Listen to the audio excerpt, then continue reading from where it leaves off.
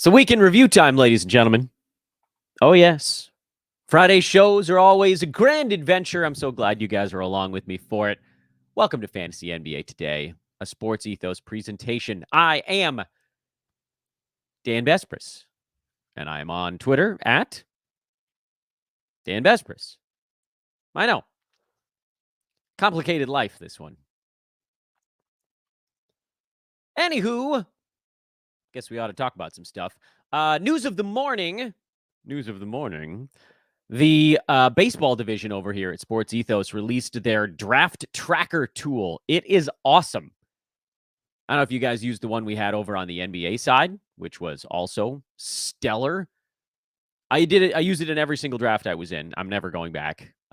You can get that over in the MLB Fantasy Pass. If you have an NBA pass here at Sports Ethos, you can upgrade to the All Sport for $1. $1. It's ridiculous. I promise when you start using a draft tracker like that, you'll never go back to drafting without it again. Just to know how your team is doing in real time and how everybody else is doing in real time. It's an unbelievable luxury. You're going to love it. Today, of course, on the show, we'll be breaking down the week in review, which I say is the week in review, but it's really like the midweek in review. So kind of like Monday through yesterday, 4 or 5 days roughly. We'll get through all that good stuff. I don't believe we'll have time for the schedule streaming episode today. It's already 9:30 out here Pacific time. So unless we zip through this show in record time, I don't know how we get to the other one. I'll do my very best, but I got to get out of here pretty quickly this morning. As I've mentioned, if you guys want to listen to more Dan, I will be doing baseball play-by-play for the USC Trojans over the next 3 days, so you guys can catch that and satisfy what I'm sure is a gaping need for more of my voice yelling into your ear. But let's talk about hoops. Week 20 in review. There we go. I already told you about it. Silly season is on us for a few teams at least. Stretch run is too. Playoffs are gone. But I want to remind you guys that this show is not geared towards a playoff league right now. So just a heads up, if you're like, Dan, I'm watching this show because I want to know who to stream tonight. That's not this one. We'll try to do some of that stuff over on social media. Again, we've been really pushing that hard all week long. And I hope you guys have been enjoying the extra playoff head-to-head schedule-y content I've been putting out. But I don't think we're going to have time for that second show today. So this one is really more about players you can hold for whatever reason. Treat it like a season-long non-playoff league, or if you're not in your playoff slot on the head-to-head side, or if it's roto or whatever, that's more what this is about. Please do, again, follow me over on Twitter at Dan Bespris. Follow Ethos Fantasy BK for basketball, Ethos Fantasy BB for baseball. And please do like, rate, and subscribe as you enjoy the program. I, over the last couple of weeks, have changed font sizes on our diagrams for these Friday shows just so they barely fit on one page, which means we only have a couple of names for a section. The font's going to be very large.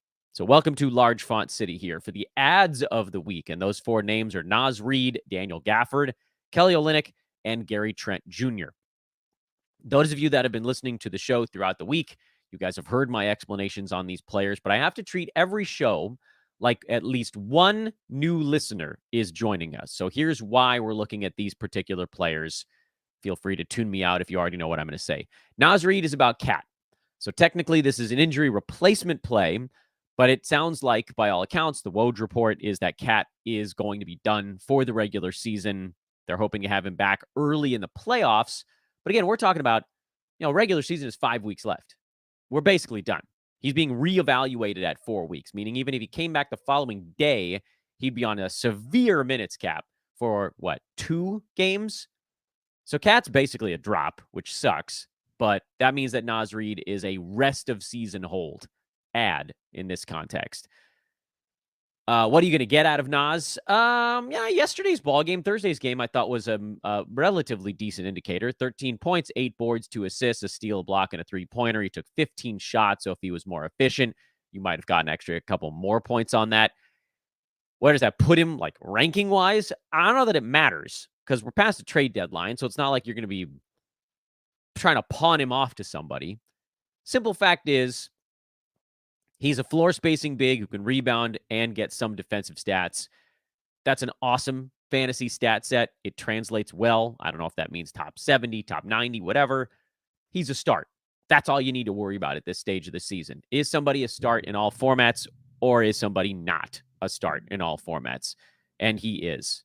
My headphones are going in and out here for a moment. I think I got that fixed. Daniel Gafford is the next one. And admittedly, yesterday's game was sort of fine at best, but I'm more concerned with the fact that he started yesterday's ball game. Gafford into the starting five, replacing Derek Lively, who actually played more minutes than Gafford off the bench because his units were performing better.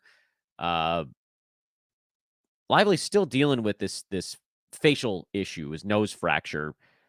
And maybe Gafford goes back to the bench. I don't know, perhaps. But the thing about Gafford is he only needs about 22 minutes to post fantasy value. You got 21 minutes yesterday, and it was pretty damn close, frankly, if he doesn't go 2 for 4 at the free throw line, because perfect 5 for 5 from the field. I mean, this is a guy that might shoot 70% playing alongside Luka and Kyrie. He gets blocks. He gets boards. His field goal percent is colossal. He's a pretty good free throw shooter in general.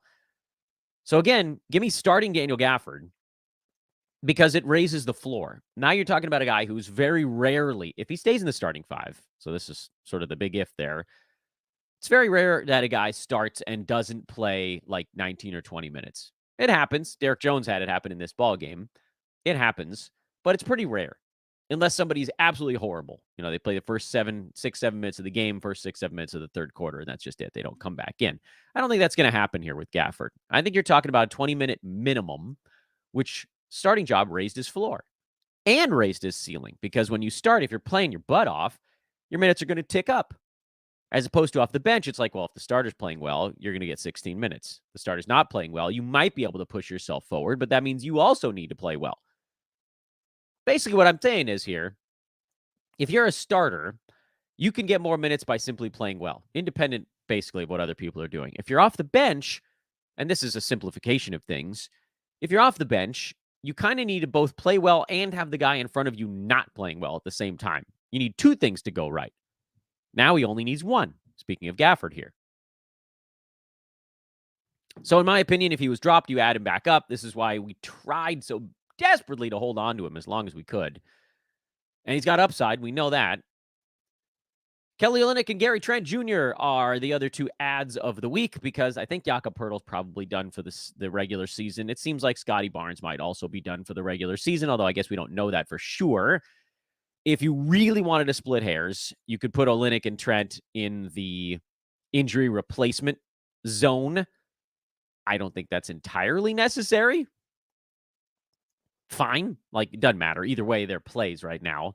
Olynyk was only fine yesterday. He'll be better than that most ball games. Gary Trent was great. He had 30 points and 5 3-pointers. The usage is going to be awesome because a lot of guys are out. Poeltl's out. Barnes is out. They've opened up the board for what we needed, which is I kept look, I'm not going to go into the Kelly Olynyk, how we got very lucky that I had him added everywhere and then all these guys went down.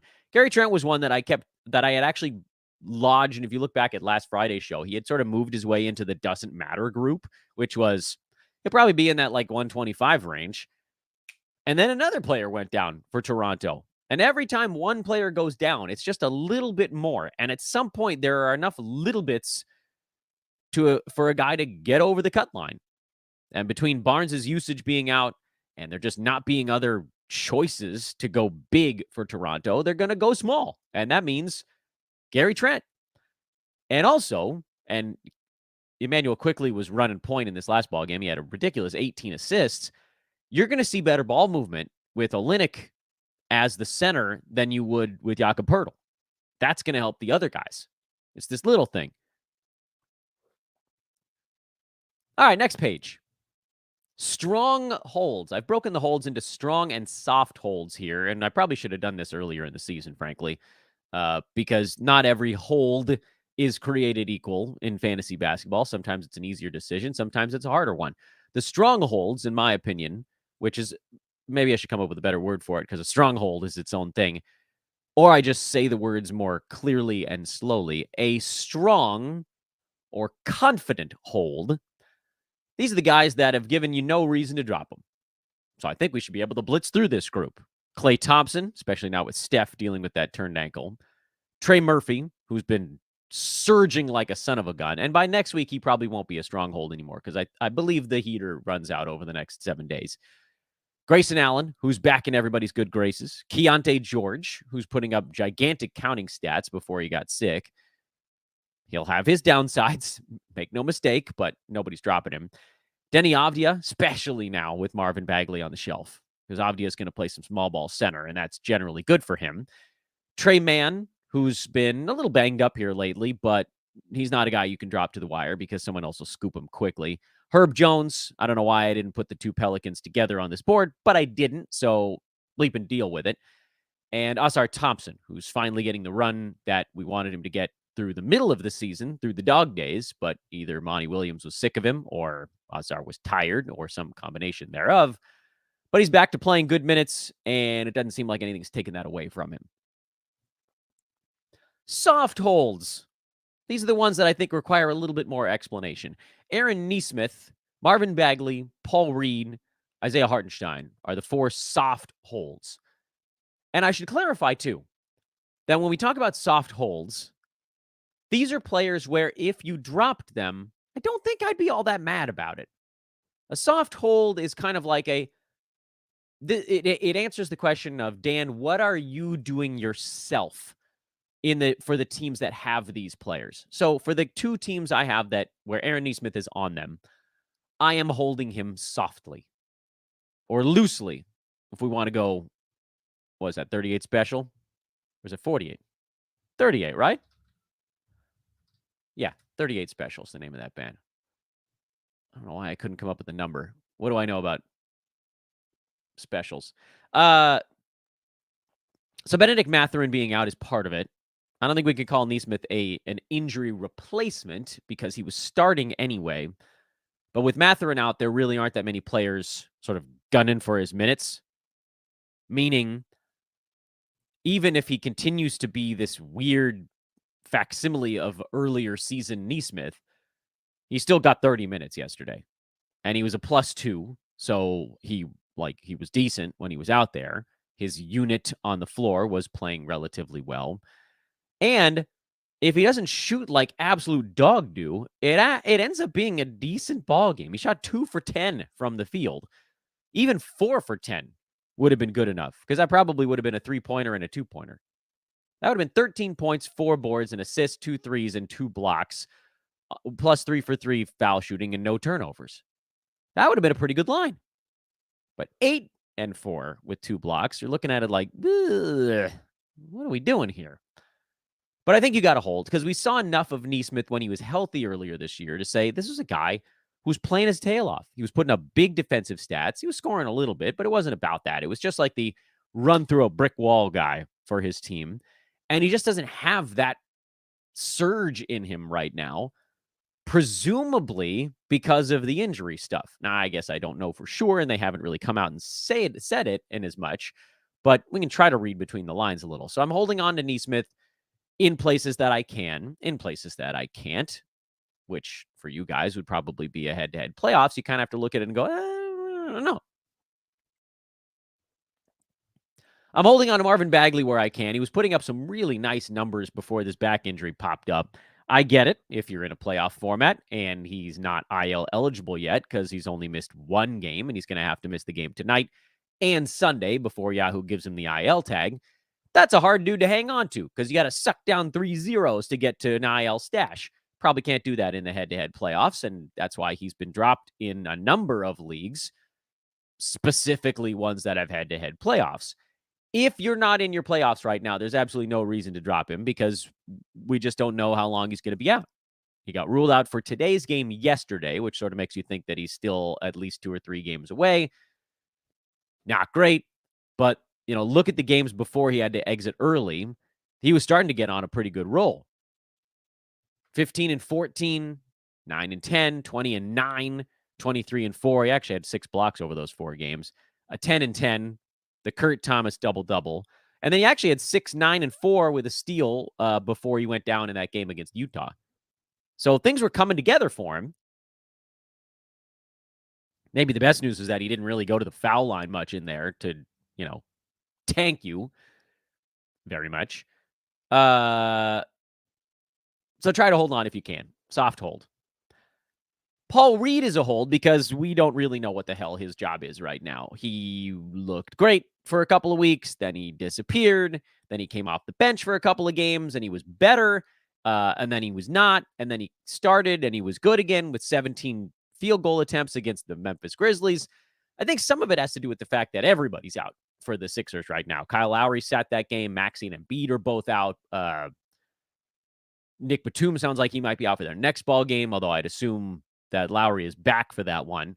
All that just sort of rolls into, well, Paul Reed probably is going to just have to take more than 4 shots because everybody's hurt right now. So soft hold.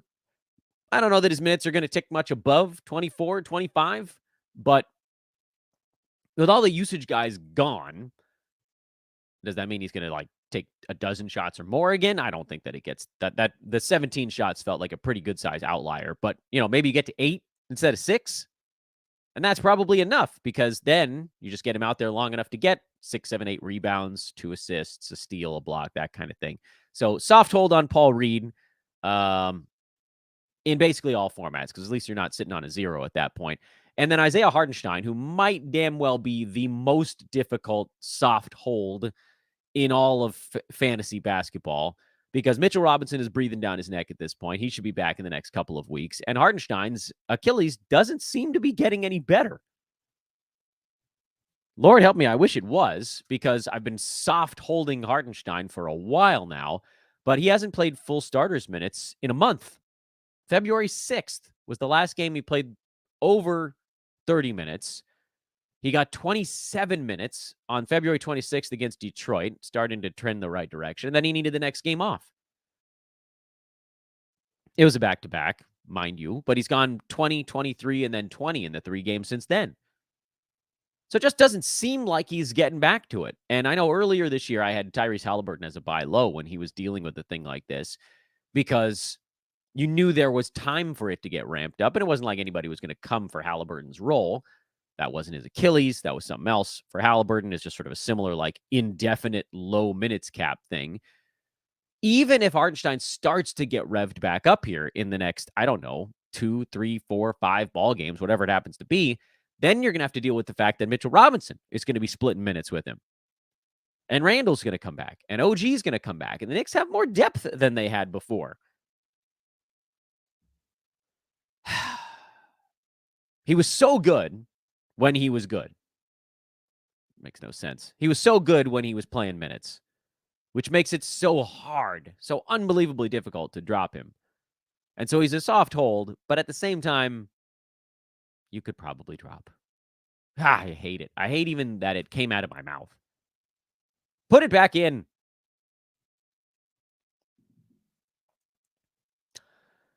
Here's the I'm scared or nervous grouping. Although before I get to that, I do want to take that quick second in the middle of the show to remind you guys to check out our partners over at manscaped.com, the handyman. I cleaned myself up. Hey, maybe I should make my face a little bit bigger for this, for those that are watching. Where's Big Face? There's Big Face. Look at that. Cleaned it up, man. Look at that. Yeah. I do it all with Manscaped. That, by the way, that's not me blowing smoke. I use the handyman for the areas, cheeks here, maybe some around the rim of the neck. I use the handyman for any place that I need an actual electric razor shave. And then I have 2 different iterations of lawnmowers in my medicine cabinet that has, there's the Lawnmower 3, which I like because it has the best, I thought, non-pinching technology. So for areas around the rim of the neck, that's been really useful. And then the Lawnmower 4 is what I take a little bit lower to bring it in tight. That's before I use the handyman on stuff where I want to make sure that it looks real clean. So I got a whole process here, and it's all just awesome Manscaped stuff they've been sending me over the last 3 years. You should go buy it. Ethos20 is the code. Ethos20 gets you 20% off and free shipping on your order. Also, shout out again to everybody that continues to hit a thumbs up button on the shows and likes and follows over on Twitter. I, again, changed something earlier this week where it seems like the social media algorithm is enjoying our show more. I don't know what the hell I did. Anyway, So here's the potential drop board. Bojan Bogdanovic, he's been on there for a while. I know he had a couple of better ball games recently, but I do think that parallels or kind of lines up with Jalen Brunson being out. Amen Thompson, last week on Friday, I said you got one more chance. He hasn't really done anything with it. So sorry. Love his fantasy game, but he ain't playing any minutes. New names on the drop or potential drop board are Trey Jones and Derek Lively the second. Lively coming off the bench. He might still get enough minutes to be somewhat relevant, but it just, again, it lowers that floor when you're not the starter. And then Trey Jones, who, I don't know, like the Spurs might grow around him. He's getting, I think, a little bit of a free pass because the Spurs are much better when he plays more. And one of the reasons I didn't draft Trey Jones this year wasn't because I thought he was going to get marginalized. In fact, that went horribly on a lot of fronts.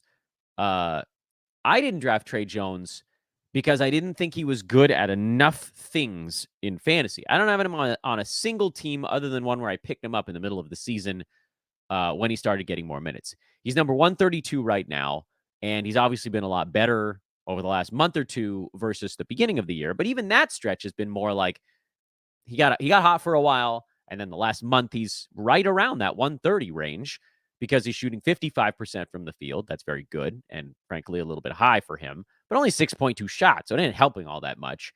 9 points, 4 boards, 6.5 assists. I like the assists, but what are we really targeting with him here? He's a point guard who can get you okay field goal percent and okay assists. He's like if TJ McConnell didn't get steals.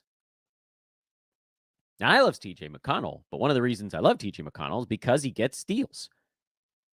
Unfortunately, and if Jones took 9 shots instead of 6, it'd be a totally different discussion. But right now, he's really only providing a positive impact in one category.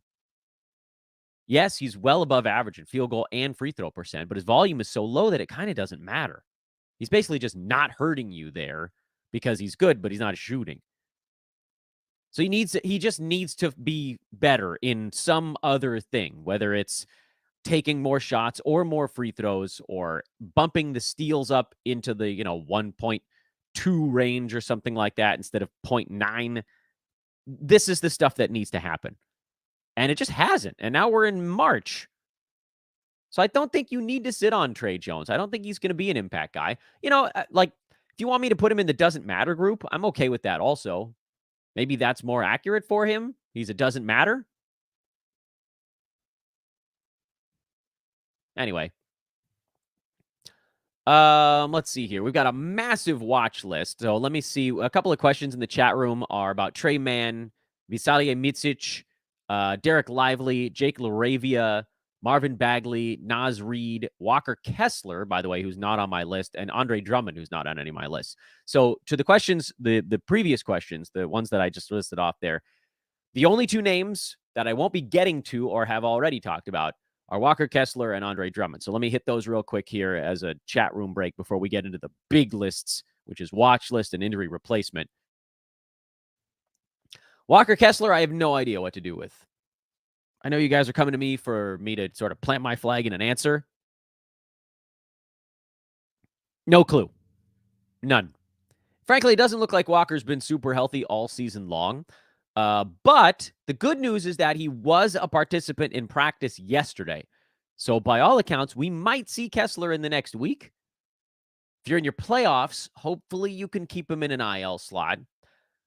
Utah is in the midst of an absolutely atrocious scheduling chunk here. Remember, we talked about it on yesterday's streaming show that they have 2 games over 8 days starting yesterday. So now it's 2 games over 7 days. But, so, I mean, in my eyes, that probably means they just hold Kessler out for those 2 games, but maybe I'm wrong. Maybe they get him back in to say, hey, here's your opportunity to ramp up with the most rest on planet Earth. Try to hold on, because if he comes back in time for their 5 and 7, he probably plays 3 or 4 out of those 5, I would assume. But everybody's out for this team, so get him back in there. Markin is not in. They'll have an opportunity to play a little bigger. Probably isn't great for John Collins, but whatever. Try to hold if you can.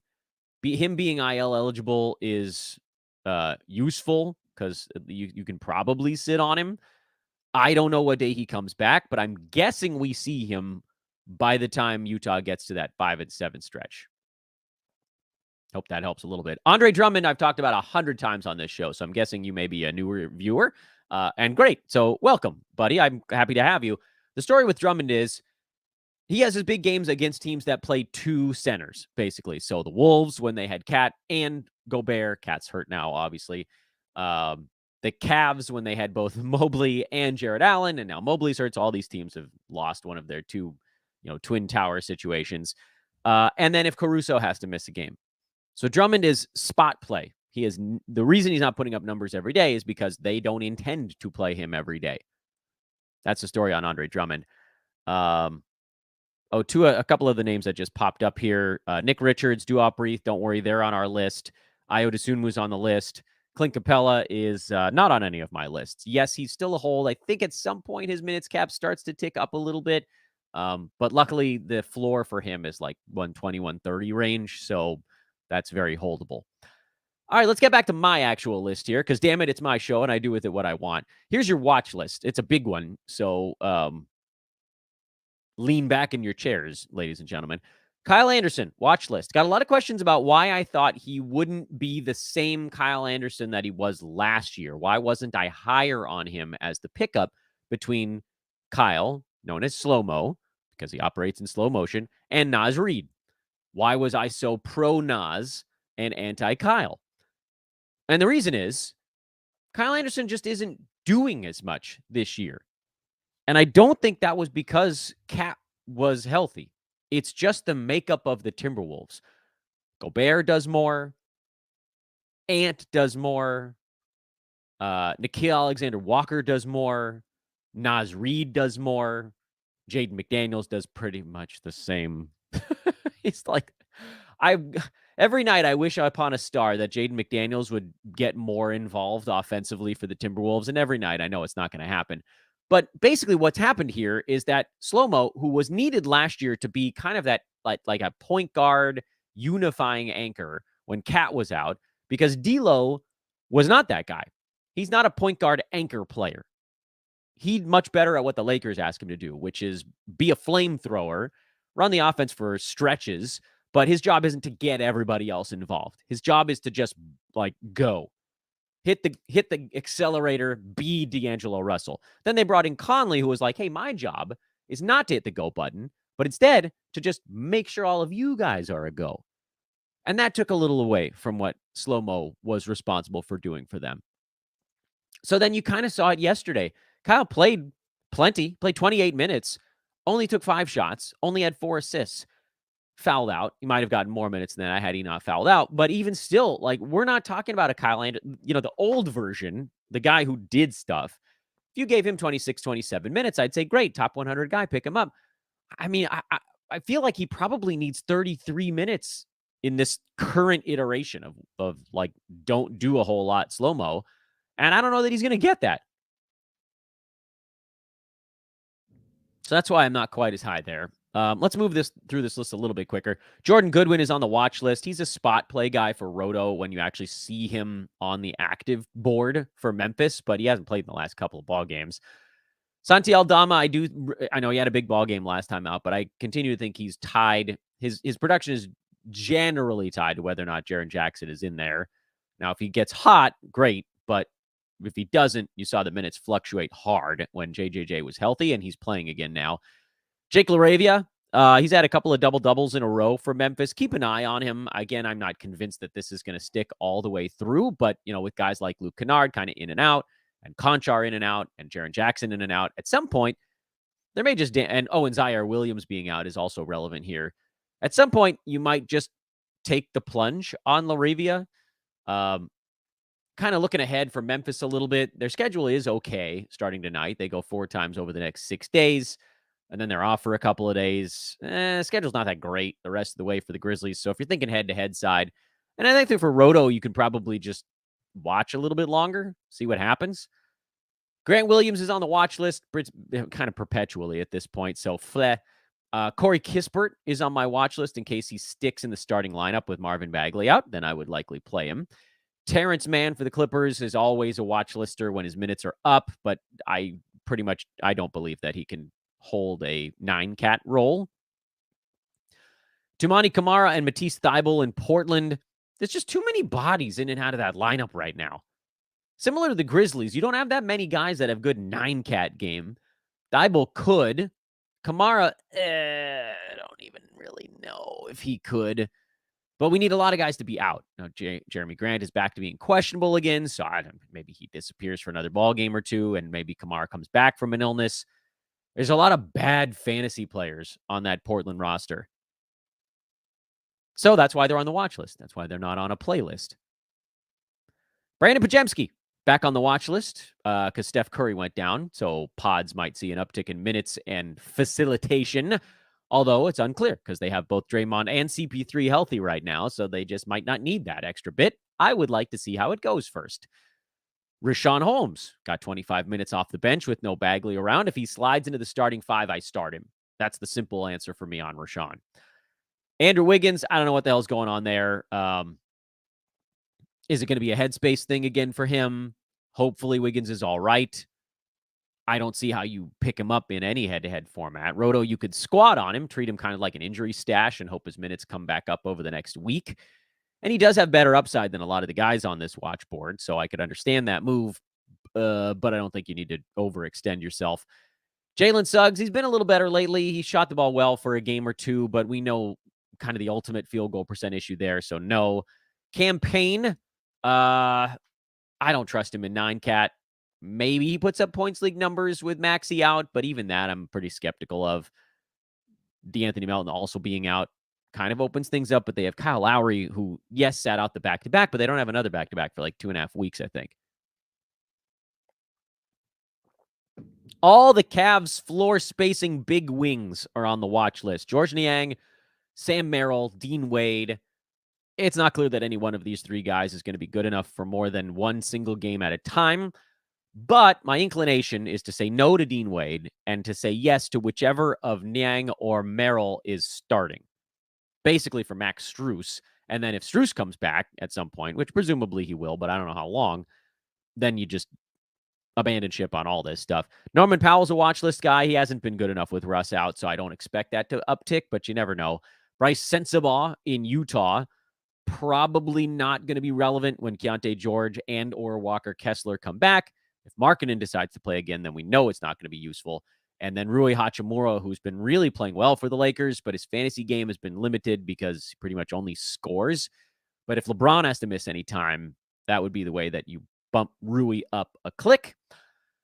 Quickly here, the Stream While Hot Club actually lost a few names because guys got hurt in front of them. So Jordan Clarkson, who used to be on here, is now an injury play because everybody's hurt in Utah. I think I took someone else off this one. I forget who. The remaining names are RJ Barrett, whichever between Herter and Monk in Sacramento is getting the minutes. It's Malik right now. Jeremy Sohan, who's actually kind of warm. Maybe Wemby being out a little bit extra. No, probably not. Jalen Green and PJ Washington. You guys know from me, I tend to shy away from this group, the Stream While Hot Club, because I am perpetually nervous that I'm going to catch him on the day where it all starts to level off. And sometimes those end up being very, very ugly days.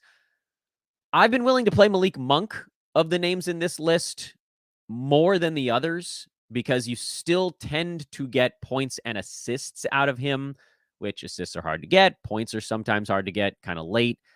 PJ Washington would probably be my second choice because it does sort of feel like just being, again, around the Mavs superstars is going to allow him to get a bunch of looks. He wasn't great yesterday, 10-8 with a steal, block, and a 3. Bad shooting, bad free throws. But the floor is higher because of who he's playing with right now. So, yes, PJ is going to be outside startable when he's cold and inside startable when he's hot. The difference is that in Charlotte, it was like when he was hot, he was top 75. When he was cold, he was 200. And in Dallas, it's going to be like, oh, when he's hot, he's like top 60. And when he's cold, it's probably more like 150. So you balance out more into that, probably the doesn't matter group. Maybe he should settle into that one now. Okay, we can go sort of the Ace Ventura deep breath mode here on the injury replacement board. It is substantial. It is 2 pages long. Good gravy.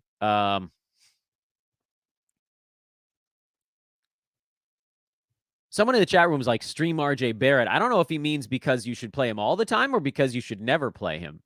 It's a stream while hot board. So please clarify.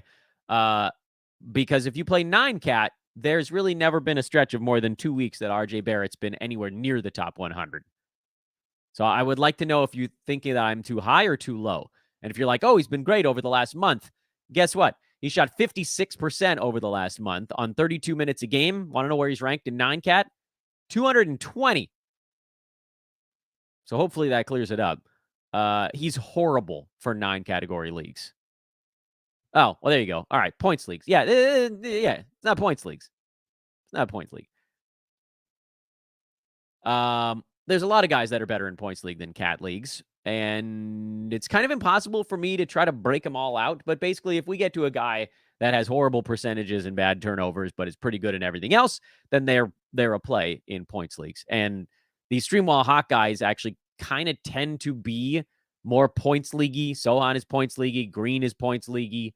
Yeah, leaguey is a word I use. RJ Barrett is like the poster child of that. Washington a little bit closer to okay in both, but yeah, he bad percentages again. So basically, find anybody who's pretty good in scoring, boards, and assists, and horrible in field goal, free throw percent, and you're like, oh, well, that's kind of a points league only sort of guy. All right, let's get to the injury replacements now. I wanted to make sure that I was understanding the question there. Ayo Dosunmu, yes, still a play. I mean, he's a play basically for the rest of the season because Levine and Patrick Williams are out for the year. Royce O'Neal for Devin Booker, Josh Hart for OG Anunoby, Precious Achiuwa for Julius Randle, Deuce McBride for Jalen Brunson, who, believe it or not, might actually play in the next ball game. Insanity, I know. Paul Reed, Kelly Oubre Jr., Kyle Lowry, all seemingly playable right now with Embiid and Maxey out. Al Horford, anytime a Celtic player sits, and Boston has a couple of back-to-backs coming up, so that's a deploy Al, spot play Al kind of thing. Nick Richards, who's the most boring injury replacement play of the entire year, and he's been on this board for 4 months because Mark Williams may never see the light of day again. Please let him out of his cave. Vasilije Micic, new name on this board with Cody Martin going down for a couple of weeks. He's kind of a fun one. Malik Beasley, very boring three-point type of stream for Chris Middleton. Duncan Robinson for Tyler Hero. Dennis Schroeder and Dorian Finney-Smith for all of the Brooklyn Nets that are out right now. And there's a bunch of them. Where did I end up throwing? I thought I put Lonnie Walker on one of these boards as a points league stream. Where'd you go, Lonnie? Did I put him later or did I leave him off? I wrote him somewhere. Must have overwritten him. Lonnie Walker is a points league stream in Brooklyn. He'll score a bunch, but he doesn't really do anything else. Isaac Okoro is a stream injury replacement play in Cleveland for Donovan Mitchell and Evan Mobley, as is Karis LeVert. And on the second page, Duop Reith is a low-end stream for DeAndre Ayton. Zach Collins is a stream for Victor Wembanyama. Chris Dunn is a stream for Keontae George if he misses another ball game. And Jordan Clarkson is your stream for Lauri Markkanen and or Keontae George. Obviously better when both of those guys are out. But Clarkson, I think, should be just good enough in most formats with just Markkanen missing. It might be borderline. He's another guy who would be better points leagues than others. If you're talking about, Dan, who are you playing in all formats from these streams? The names that I'm going for, full bore, Dosunmu, Royce O'Neal, Hart, Achiuwa, McBride if Brunson's out, but he might be back, so keep an eye on that one. Kelly Oubre is an easy call. Kyle Lowry, I actually think, is probably streamable. Horford as a spot play. Micic, I think I might lean towards yes. That one's borderline for me. Duncan Robinson is a play. Schroeder and Dorian Finney-Smith are good plays. Okoro is a good play. Dunn would be a good play if George was out, and then probably Collins. So those are the names of all of the ones I listed that I'm likely going for, even against the games cap. But I think pretty much everybody on that list you could play on the head-to-head side, provided their schedule is not true trash like Chris Dunn and Jordan Clarkson's will be. And you could potentially throw Rui on that board if we hear that LeBron's sitting it out, but I got to feel like LeBron is going to be trying to play. It's stretch run time. These are big games coming up. What's the Lakers game tonight? Is it Milwaukee tonight? I think they got a big game. Milwaukee, Minnesota, Sacramento, Golden State. Lakers are on a brutal scheduling run right now. Listen to this. Denver, top seed. Thunder, top seed. Sacramento, who the Lakers always struggle with. They're good, though. Milwaukee up at the top of the board. Minnesota, top seed. Sacramento again. Warriors surging, although if they're without Steph for that game, that'll be pretty different. And then the Lakers' schedule gets pretty easy after that. So they'll have a kind of a cakewalk through the end of the year from the last month, pretty much. So they can survive this gauntlet. But their schedule also sucks, was the point I was trying to make there. And I got sidetracked by how kind of nuts it is. There was some other team that I was looking at yesterday that also has just a ridiculous gauntlet of teams they're playing right now. Was it Boston? Dallas, Golden State, Cleveland, Denver, Phoenix, Portland, Utah, Phoenix. No, that wasn't Boston. Nope, that wasn't it. Was it Denver? No, it doesn't matter. Figure it out another time. Dan, you're live on air. What the hell are you doing right now? So I don't think there's going to be time to do the ultra fast. Oh, old man in a C says Milwaukee's running a gauntlet right now. Clippers, Warriors, Lakers, Clippers, Kings, Sixers, Suns, Celtics. Yeah, I mean, that's not great, but it's not like 4 out of 5 number 1 or number 2 seeds. I can't think of who the hell it was. Someone besides the Lakers has a schedule where I was like, whoa. Ah, well, again, it doesn't really matter. It doesn't matter. It's not important for our fantasy purposes. Let's see what else we got here. Quick check of the chat room because we have cleared the board of the week in review stuff. Other names that you guys mentioned that I didn't bring up. Mike Conley. So, terrible schedule for Minnesota coming up next week, but Roto, you're holding. Devin Vassell, would you agree that he's been one of, if not the biggest surprise player this season? No.